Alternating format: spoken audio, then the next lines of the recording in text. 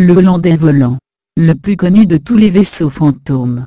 Le Hollandais volant, aussi connu sous les noms de voltigeur hollandais, ou de Flying Dutchman, est sans nul doute, le plus connu de tous les vaisseaux fantômes.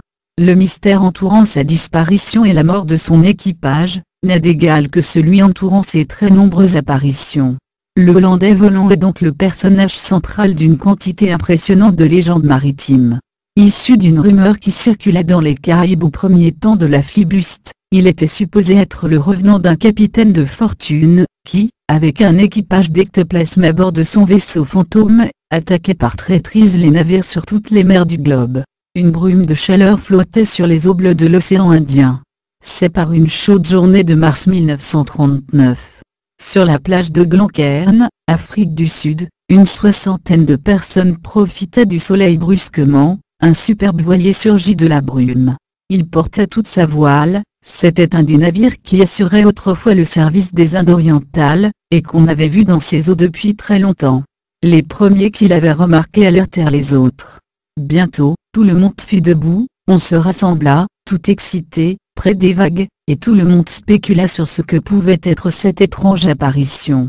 Selon un journal le lendemain, l'étrange navire, avec toutes ses voiles portant plein, et ceci, bien qu'il n'y eût à ce moment-là le moindre souffle de vent, semblait faire route vers Muizenberg dans l'annuaire britannique d'Afrique du Sud, édition de 1939, on peut lire le récit suivant. Comme mené par une force mystérieuse, le bateau suivait son cap sans dévier. Tandis que, tirés de leur léthargie, les personnes présentes sur la plage de Glencairn, restaient debout à le contempler tout en discutant avec excitation. Comment expliquer l'apparition de ce vaisseau qui allait vraisemblablement s'échouer quelque part dans les sables de Strandfontein? À l'instant même où l'excitation était à son compte, le bateau fantôme s'évanouit dans les airs, aussi mystérieusement qu'il était venu dans les jours qui suivirent l'apparition du vaisseau fantôme. On formula bien des hypothèses.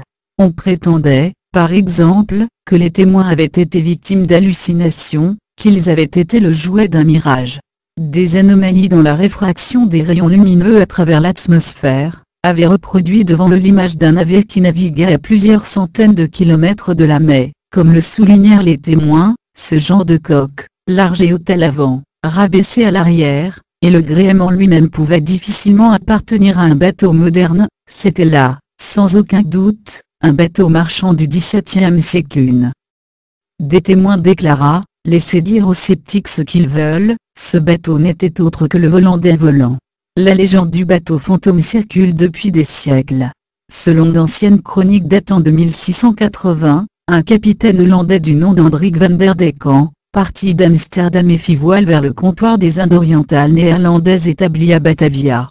Le capitaine était un homme courageux, voire intrépide. Les scrupules ne l'étouffaient point, mais c'était un excellent marin. Tout se passa bien jusqu'au moment où, non loin du cap de Bonne-Espérance, un puissant coup de vent déchiqueta les voiles et détruit le gouvernail. Les jours et les semaines passèrent, durant lesquels le navire dériva, en proie à la houle et un vent violent, qui l'empêchait de passer le cap.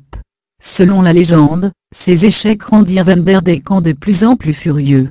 Profitant de la situation dramatique du capitaine, le diable lui apparut en rêve. Ce matin-là, il lui souffla l'idée de lancer à Dieu le défi de l'empêcher de doubler le cap. C'est ainsi que dans un excès de rage, le Hollandais suivit le conseil de Satan hors de lui, il fit cet effroyable serment, et cria, de façon à couvrir les fracas de la tempête, ma route étant tracée et ma course décidée, je défie la puissance de Dieu de les entraver. Et même le suppôt de l'enfer n'éveillera pas ma frayeur, dussé-je naviguer jusqu'au jour du jugement. On ignore qui rapporta ces paroles, mais selon la légende le capitaine dut promptement châtier. L'ange du Seigneur condamne à Van der Decken à errer sur les mers jusqu'à ce que la trompette du jugement dernier vienne déchirer les cieux. Le navire finira par sombrer, l'équipage par mourir, le Hollandais lui, tiendra la barre jusqu'à la fin des temps. Van der Decken et son bateau, n'atteignirent jamais Batavia. Depuis cette année, on l'aurait pourtant aperçu d'innombrables fois. Et le malheur, disait-on, ne tardait pas à s'abattre sur les navires qu'il avait croisés. La dernière apparition du navire fantôme remonte à 1942, 4 personnes l'auraient vu un navire ancien, correspondant à la description du Hollandais volant, s'engager dans Table Bay, avant de disparaître derrière l'île de Roban. Merci à tous d'avoir regardé ma vidéo. N'oubliez pas de liker la vidéo avec le pouce vers le haut, ça fait toujours plaisir. Et aussi de laisser un petit commentaire. Merci à tous. À bientôt pour une prochaine vidéo. Ah, j'oubliais. Si vous en avez envie, vous pouvez toujours aussi vous abonner à ma chaîne. Ça me fera toujours plaisir aussi. Alors, merci à tous pour une prochaine vidéo. Bye bye.